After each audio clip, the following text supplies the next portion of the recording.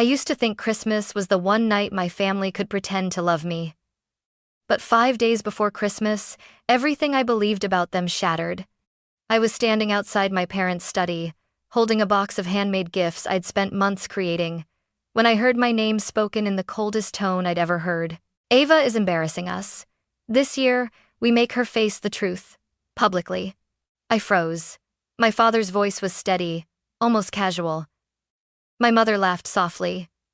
My siblings chimed in, planning every detail of how they would humiliate me in front of our entire extended family. Every word sliced through me.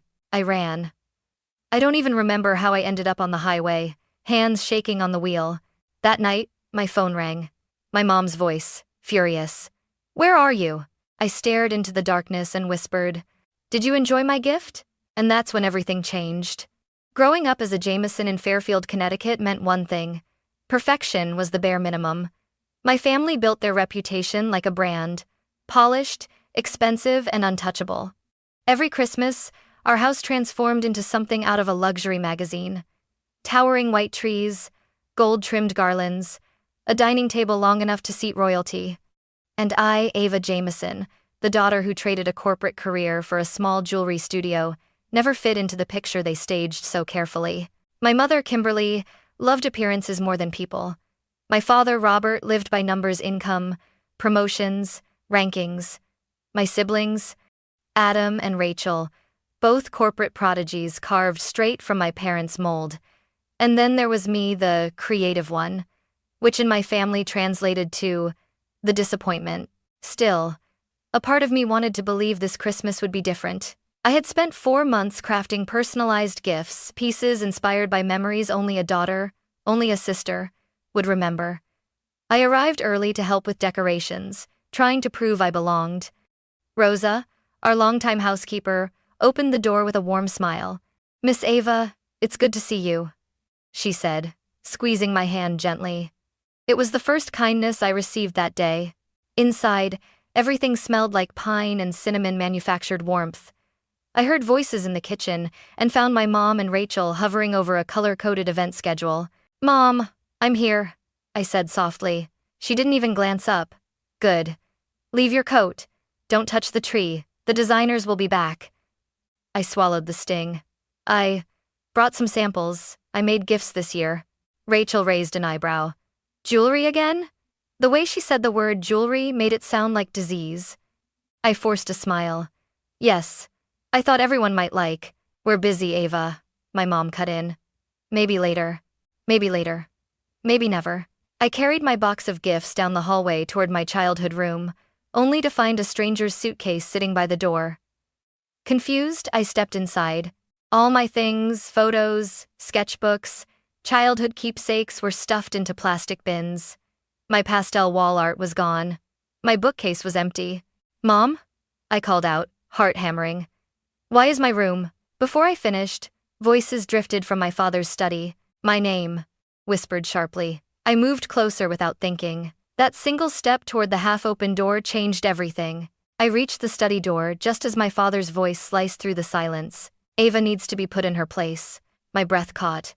I froze, fingers hovering near the doorknob, afraid even my heartbeat would give me away. Then Rachel's voice, smooth, amused. "She'll panic, Dad. She always does. But honestly, maybe humiliation is what she needs." Humiliation. The word hit me so hard my knees nearly buckled. I pressed my back against the wall, chest tightening. Through the crack in the door, I could see them gathered around the mahogany desk, my father, Adam, Rachel, and my mother, all perfectly composed like they were discussing a business proposal. "This is how we'll do it," my father continued. "After the main course, I'll stand and address the table. I'll tell everyone we're worried about Ava's choices." My mother, Kimberly, added with a sigh. "Her jewelry hobby is embarrassing. She refuses to take a real job. She needs reality, Robert." "She makes what? $35,000 a year?" Rachel scoffed. I looked up average salaries for artists. "Honestly, she should be grateful we're even trying." Adam flipped through a stack of printed pages. "I made charts," he said, as if presenting at a board meeting. "I'll show the family a comparison of Ava's income versus what she could earn in an entry-level corporate job." I didn't even know what hurt more, the words, or the fact they had prepared documents. My throat burned. My father chuckled darkly. When she sees the numbers up on the screen, she won't have anywhere to hide. A screen? They were planning to humiliate me with a presentation? In front of 30 relatives? My mother spoke again, her tone sharp and rehearsed. And once she's finally forced to admit this jewelry fantasy is over, we'll offer her a position at the firm. Nothing demanding, something safe, something controlled. Controlled? Of course. Rachel chimed in. And we should tell her about the room. She can't keep leaving her old things here. We need the space. My stomach twisted. So they were clearing out my room. They hadn't even waited for Christmas. Dad added. Better to do it tonight. She'll be too distracted during the dinner to notice staff taking her things out. I felt something crack inside me. Not a snap, not a scream. Just a quiet, devastating break. Then my mother said something that would haunt me for days. Her little business is like macaroni art kids bring home from school. Cute at first, but ridiculous to cling to as an adult. Everyone laughed. Even Adam. Even the brother who used to help me mix resin in the garage when we were kids. My vision blurred.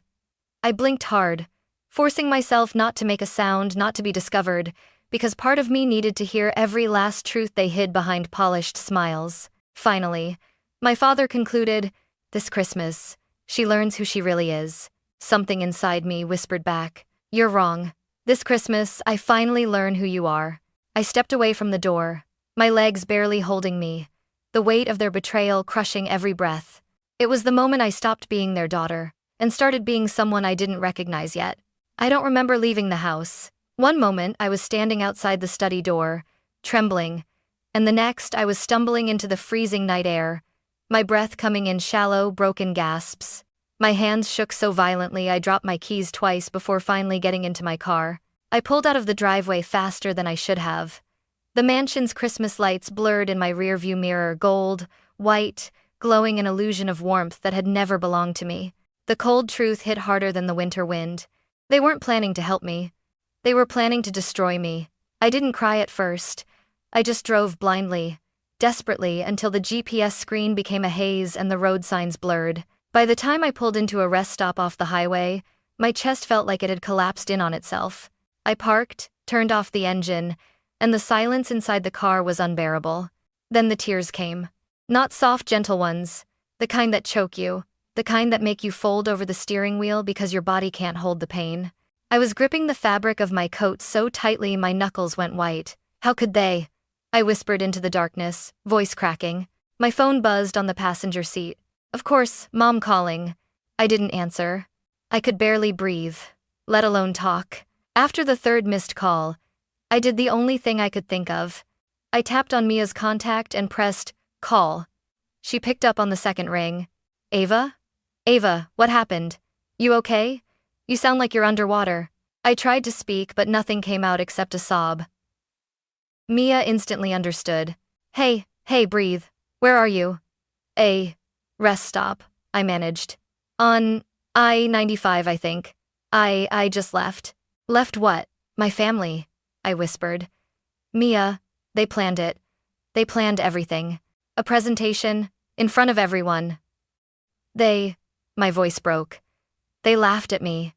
There was a long silence on her end, the heavy kind filled with anger. Ava, those monsters. Her tone turned sharp, protective. Tell me exactly what you heard. I told her. Every word, every insult, every plan to humiliate me. By the time I finished, Mia was seething. Listen to me carefully, she said. Nothing they said is true. Nothing. You run a business, you make real money, you work harder than anyone I know. What if they're right? I whispered. What if I'm just pretending? Pretending? Mia practically shouted. Ava, you turned down wholesale orders last month because you were at full capacity. You have a wait list for custom pieces. You have a legitimate income. That's not pretending, that's succeeding. Her words cut through the fog. Ava, you're not the failure. They are, and they're terrified you'll realize it. I let out a shaky breath. For the first time since leaving the house, a small spark of clarity flickered inside me. Mia, I don't know what to do. You're coming home, she said firmly. To your place. Not theirs. I'll stay on the phone until you get there. I nodded even though she couldn't see it. Okay, I whispered. Good. Now start the car, I'm right here. So I did. I restarted the engine, pulled back onto the highway, and followed the sound of her voice, soft, steady, safe, back toward the life I thought wasn't enough. I didn't know it yet, but this was the night I stopped begging for a family and started choosing my own. When I finally pulled up to my apartment in Brooklyn, the sky was still dark, but the edges were softening with the first hint of dawn.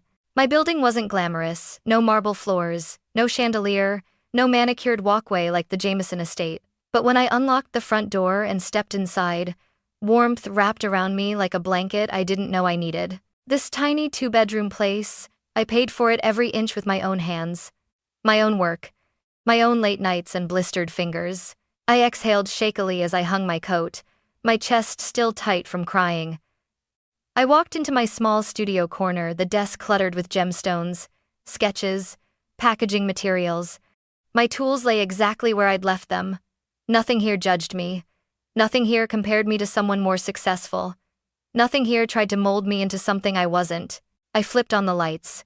Soft yellow filled the room. My wall of framed features caught my eye. An article from a local design magazine praising my craftsmanship. A blog review calling my work thoughtful, intimate, artful. Customer photos wearing the pieces I made just for them. I had pinned them there back when I believed accomplishments mattered, before I realized my family didn't care enough to read a single one. I brushed my fingertips over the frames. Why didn't I ever show them proudly? Because I was afraid they'd laugh. Because I thought recognition only counted if they gave it. Because I still wanted their approval long after they stopped deserving mine. My phone buzzed on the counter. One new email. Silver and Bloom. Collaboration inquiry. My heart skipped. I clicked it open. Dear Ava, we love your designs and would like to discuss featuring your collection in our spring showcase. My mouth fell open. Silver and Bloom wasn't some small boutique, they were one of the most respected mid-range jewelry brands in the country. Getting a feature from them could triple my sales overnight. I collapsed onto the couch, covering my mouth with my hand. They wanted me. They thought my work was worthy. They saw value where my own family saw macaroni art. I didn't realize tears were falling again until one hit the back of my hand. But this time, it wasn't heartbreak, it was disbelief, relief, gratitude. I leaned back against the cushions, staring at my small living room, string lights draped across the window, the half-decorated mini tree in the corner, my mismatched pillows. A life built by me. Flawed but mine, quiet but honest, small but real. I hadn't failed. I had simply grown in a direction they never bothered to turn their heads toward. And for the first time in my life, a new possibility entered my mind, fragile but powerful. Maybe they were wrong about me. Maybe they had always been wrong. I sat there until dawn fully broke, letting that thought settle deep in my bones, warming parts of me that had long been cold. Tomorrow, I realized, I wouldn't be the same daughter who walked into that mansion. I was already becoming someone new. By mid-morning, the sunlight pouring through my blinds felt almost insulting. How could the world look so bright when everything inside me still ached? I wrapped myself in a blanket and sat on the kitchen floor, back against the cabinets, staring at nothing. I wasn't ready to face my family, but I was done letting them decide my life for me. Slowly, deliberately, I pulled out my notebook, the one I used for design sketches, and flipped to a blank page. My hand trembled at first, but once my pen touched the paper, something shifted. For the first time, I wasn't planning jewelry. I was planning my freedom. At the top of the page, I wrote, "What I will do next." Then I listed, one by one. 1. I will not go to Christmas. No warning. No explanation. No apology. They would feel my absence the same way I felt their cruelty. 2. I will say yes to Silver and Bloom. That deal was mine, not theirs to approve or mock. Success would be my loudest response. 3. I will have my own Christmas one I choose. A real celebration, with people who actually love me. 4. I will send the gifts I made for them professionally delivered. Not out of love anymore, but to prove that their cruelty wouldn't turn me into them. 5. I will set boundaries. If they spoke to me again, it would be on my terms. Respectful, honest, equal, or not at all. 6. I will reclaim my childhood belongings legally. If they wanted to treat my room like storage space, I would treat this like the legal matter it was. No more letting them decide what I get to keep. When I finished, I stared at the page for a long time, not overwhelmed, not afraid, just steady. Then I picked up my phone and called an old acquaintance, Ella Parker, a lawyer who specialized in personal property and tenant rights. She answered on the second ring. Ava? Long time. I need advice, I said, voice low. My parents are clearing out my childhood room. Without telling me. Ella inhaled sharply. Did you move out voluntarily? Have you abandoned the property? No, I said. I visit every year. They just decided. Then write a certified letter immediately stating you did not abandon your belongings and intend to retrieve them. Her voice was calm, firm. Time-stamped proof puts legal pressure on them. They can't claim they thought you didn't want the items. I scribbled notes. Okay, thank you, Ella. Really, when you're ready, she added softly. You can also talk to me about emotional boundaries. Family like that, it's not easy. But you're doing the right thing. The right thing. 2 words no one in my family had ever said to me. After hanging up, I drafted the certified letter listing photos, sketchbooks, childhood crafts, jewelry tools, every item I remembered leaving behind. I printed it, signed it, sealed it, and walked it to the post office myself. The moment I handed it to the clerk, chest tightening as it left my fingers, I realized something. This was my first act of self-defense. Not against strangers. Against the people who raised me. That afternoon, Mia showed up at my apartment. Unannounced, hair messy, wearing a giant hoodie, holding 2 coffees and a bag of pastries. You look like you haven't eaten in 12 hours, she said, pushing past me. Sit, now. I obeyed, half smiling. She spread pastries across my counter like she was planning an intervention of her own. So, she said, sipping her latte, tell me the plan. I slid the notebook across the table. She read every line slowly, then looked up, eyes shining with something fierce, something proud. Ava, this is power. I don't feel powerful, I admitted. You will, she said, especially when we get to this part. She tapped the line. Have my own Christmas. I know a cabin, she continued. My cousin's place in Vermont. Empty during the holidays. Fireplace, snow, privacy, peace. We can go there. My lips parted. Mia. No, I can't ask that. You didn't ask, she said firmly. I'm offering. And we're going. End of discussion. I laughed, actually laughed for the first time since last night. She grinned. Good. Pack warm clothes. We're leaving on the 23rd. The 23rd. 2 days before the Christmas dinner, where my family planned to break me, but I wouldn't be there. For once in my life, I wouldn't stand in the fire trying to prove I was worth loving. I would choose people who already knew I was. Christmas Eve arrived with a thin layer of snow dusting the streets, turning Brooklyn quiet and unreal. Mia and I had just finished loading the last bags into her car when my phone buzzed. Mom calling. I let it ring. 5 seconds later, Adam calling. Then, Rachel calling. It was 6:59 p.m., 1 minute before the Jameson Christmas Eve cocktail hour always began. I could almost imagine the scene. The crystal glasses, the towering trees, the perfectly arranged hors d'oeuvres, and an empty spot where I was expected to stand, smiling, pretending nothing was wrong. My phone vibrated again. I didn't look at it. Mia opened the driver's door. Ignore them, we're leaving in 2 minutes. But then another call. This time from a number I knew by heart even without looking. My father. I turned the screen face down, hands shaking. Want me to throw it out the window? Mia asked. I almost said yes. Instead, I took a slow breath. No. I need to be the one who decides, I whispered. Not them. As if summoned by my words, the phone stopped buzzing, only to buzz again instantly. Mom calling. I sighed. If I don't answer, she'll keep calling all night. Then answer, Mia said gently. But don't let her pull you back in. I swallowed hard and pressed. Accept. Hello? Her voice exploded through the speaker. Where are you? I flinched. No greeting? I said. Merry Christmas to you too, Mom. This is not the time for sarcasm, Ava. She snapped. Your father and I have been looking everywhere. The guests are here. Your grandmother is asking for you. You need to come home now. I'm not coming, I said quietly. A sharp inhale. Excuse me? You heard me. Ava Jameson, she said, lowering her voice into that icy tone she used whenever she wanted control. You will get in your car, and you will drive here immediately. This behavior is unacceptable. Unacceptable, of course.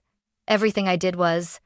I stared out at the falling snow, feeling something inside me finally stop trembling. No, I said. It was a small word. But it felt like lifting a mountain. What did you say? She demanded. I said no, Mom. I'm not coming. There was a furious rustle on the other end, like she had stood up suddenly. Ava, don't do this. Not tonight. Not when the whole family. You mean the whole audience, I cut in.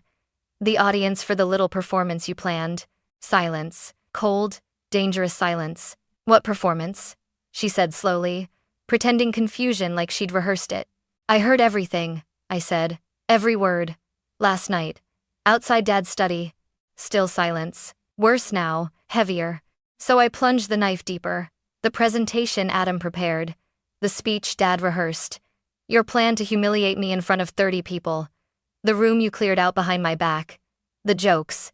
The laughter. I could practically hear her brain scrambling. Ava, you misunderstood. No, I said. I finally understood. Her voice turned frantic. Ava, you're being dramatic. We were concerned about your future. Concern doesn't sound like laughter, I snapped. Concern doesn't involve calling my work macaroni art. Concern doesn't require a PowerPoint. She exhaled sharply, anger crackling at the edges. You were eavesdropping, she accused. I was walking to my room, I corrected. A room you'd already emptied. Ava, listen to me. No, I said again. You listen. My voice didn't shake. For the first time in my life, it didn't shake. I'm not coming home. Not tonight. Not tomorrow. Not until you learn to treat me like an adult. Like a daughter. Like a human being. You have responsibilities to this family? She shouted. No, I said calmly. I had obligations you invented. I'm done fulfilling them. You're making a mistake, she hissed. Your father will be furious. There will be consequences. Such as? I asked. Cutting me off financially? I pay my own bills. Taking away my room? You already did. Destroying my reputation? I don't need a reputation in a family that doesn't want me. You're throwing away Christmas, she screamed. No, I whispered. I'm saving it. And mein Kreisen Christ. On the other end, I heard muffled voices, my father asking what was happening. Rachel saying something sharp. Adam trying to calm them. My mother's voice returned, soaked in bitterness. This discussion is not over. It is for me, I replied. Merry Christmas, Mom. And I hung up. My thumb hovered over the screen, my heart pounding so loudly I thought Mia could hear it. She didn't ask what happened. She just reached over, took my hand, squeezed it. You okay? She whispered. I nodded, though tears were already slipping down my cheeks. I finally told her no, I said, voice cracking. For the first time in my life, I told her no. Mia smiled softly. Then let's go, Ava. Your real Christmas is waiting. I buckled my seatbelt. She started the engine. The wheels began to roll. Behind us, the Jameson mansion glittered like a lie. Ahead of us, the road stretched into fresh snow, quiet, open, honest, and for the first time, I didn't feel like I was running away. I felt like I was finally running home. The drive to Vermont took 4 hours, but it felt like exhaling for the first time in years. Snow thickened as we climbed into the mountains, frosting the trees, the guardrails, even the air. When Mia finally pulled into the driveway of the cabin, I could only stare. Wooden walls, warm light glowing from inside, smoke rising from the chimney like a gentle welcome. Nothing fancy. Nothing curated for photos or guests. Just real. Mia grinned. Told you. Heaven on earth. When I stepped inside, heat rushed over me, smelling like pine and burning oak. The stone fireplace crackled, filling the cabin with a soft golden glow. Then I heard footsteps. Ava. Noah, my first retail partner, came out from the kitchen, carrying a tray of mugs. Behind him was Claire, my old studio mate, holding a freshly baked pie. And trailing behind her were Ryan and Caleb, each juggling bags of groceries and decorations. I blinked. What are all of you doing here?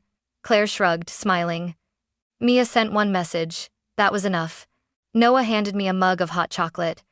You didn't think we'd let you spend Christmas alone after what your family did, right? My eyes burned. Not with pain this time, with something warm, something gentle. Mia nudged me. See? Some families are chosen. We cooked together messy, chaotic, absolutely imperfect. No caterers, no schedules, no judgment, just laughter, just warmth, just freedom. At one point, while cutting vegetables, Ryan said, "You know, Ava, your pieces sold out in my store last weekend. People love your work." Caleb chimed in, "My sister literally won't take off the necklace you made her." I felt myself smiling unforced, unpracticed. I didn't realize how rare that had become. After dinner, we gathered around the fire. Noah poured wine, Claire passed around her pie, and Mia brought out a small wooden box filled with blank ornaments and paint. "New tradition," she declared. "Everyone makes an ornament representing their year." I hesitated, but eventually painted a bird flying out of an open cage, gold wings, midnight blue tail. No one asked what it meant. They didn't need to. While the fire popped and crackled, my phone buzzed beside me. Mia frowned. "Ignore it if you want. It is a bade fray, but something told me to look." "Aunt Meredith. I heard what they planned. I'm so ashamed of your mother and father. Your gift is beautiful, Ava. I'm proud of you." My lips parted. Another buzz. "Cousin Lily. Your necklace made me cry. You're so talented. We had no idea how successful you've become." Another buzz. "Grandmother Eleanor. I do not approve of what happened. At all. Call me when you can, darling. And thank you for the bracelet. It's exquisite." I choked on a breath. "They know," I whispered. "They found out."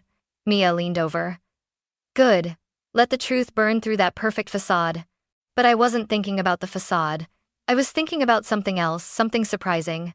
They believed in me. Not all of them, but enough to matter. A few hours later, when the snowfall grew heavy and the fire dimmed, Noah made a toast. "To Ava," he said softly. "For choosing herself this Christmas." Everyone raised their glasses. I swallowed hard, throat tight. "For the first time," I said, "I feel like I'm spending Christmas somewhere I belong." And in that moment, surrounded by people who saw me, supported me, cherished me without conditions, I realized something. I hadn't lost a family tonight. I had found one. 6 weeks after the Christmas that broke me and rebuilt me, I stood in the doorway of my new studio, holding a cup of coffee and staring at the empty space soon to be filled with workbenches, tools, and team members. Yes, team members, plural. Sunlight poured through the enormous warehouse windows, washing over the polished concrete floors and the sketches pinned along the wall. I breathed in the scent of fresh lumber and new beginnings. My business wasn't a hobby anymore. It was a company. Orders from Silver and Bloom had exploded so much that I had to hire 2 part-time assistants and start drafting a production workflow. Last week, they'd emailed again. "We want to feature you as a rising designer in our spring spotlight campaign." I read it 3 times before it sank in. This was happening. This was real.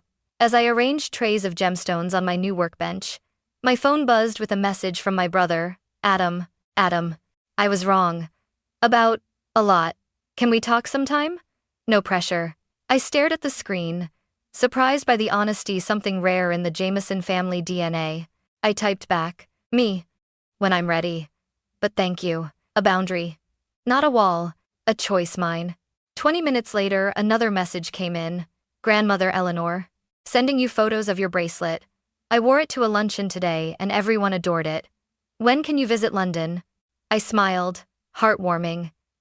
That invitation meant more than she knew. Then, almost like the universe testing me, an email from my father landed in my inbox. A spreadsheet. An unsolicited analysis of my financial trajectory. A paragraph implying my success was temporary unless I accepted a stable corporate role. For the first time, his attempts didn't sting. I hit reply. "Thank you for your concern. I'm proud of what I'm building, and I'm doing well. I won't be discussing career changes. I wish you the best." No explanations. No justifications. Just truth with a boundary wrapped around it. My mother sent a message later that afternoon. "Mom, your absence at Christmas caused a lot of unnecessary tension. It would be nice if you apologized." I didn't respond. Some messages didn't deserve an answer. 2 weeks after that, I drove back to the mansion accompanied by Mia to collect the last of my childhood belongings. Rosa greeted me warmly and helped me pack everything into boxes. My old sketchbooks, my first pliers and wire cutters, a half-finished beaded bracelet from when I was 11. These weren't reminders of failure. They were proof I'd always been me. While packing, Rosa whispered, "Your mother tried to donate your old tools, but I hid them. I knew they mattered." I hugged her. When I left the house for the last time, carrying the final box to the car, I didn't feel grief. I felt closure. The kind that doesn't slam doors, just leaves them gently behind. That night, back in my apartment, I placed my childhood tools on the shelf above my new workbench. Old and new, past and future. Side by side, I thought of the girl who once begged her family to see her, and the woman now choosing who deserved a place in her life. Mia texted me, "Mia, cabin next Christmas? Tradition starts now," I smiled. "Me, every year. I'll bring the ornaments." I turned off the studio lights, leaving the golden winter sun to illuminate the room. This wasn't escape. This wasn't rebellion. This was becoming. And as I locked the door behind me, I finally understood something I had spent 28 years trying to learn. Christmas didn't break me. It revealed me. And I'm never going back to the version of myself who begged to be loved.